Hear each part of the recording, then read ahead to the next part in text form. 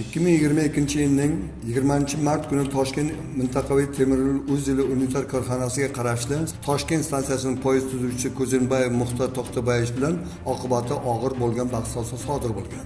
Mashinist Medvedev boshchiligida 27-12 sonli TM2 rusumli manevr teplovozi terminal Service Invest Group yakka tartibdagi tadbirkor temir yo'l shoxobchasidan 14 ta vagonni olib Toshkent stansiyasining 20-sonli temir yo'l yo'liga vagonlarni taqsimlash uchun tashlayotgan vaqtda poyezd tuzuvchisi Ko'zinbayev vagon tagidan tormoz boshmog'ini dastasidan ushlamay vagonning g'ildiragi bilan tutashuvchi qismidan ushlab olmoqchi bo'lganda uning qo'lining 2, 3, 4 barmoqlari vagonning g'ildiragi bilan tutashuvchi qismida qisilib qolishi natijasida tan jarohati olgan.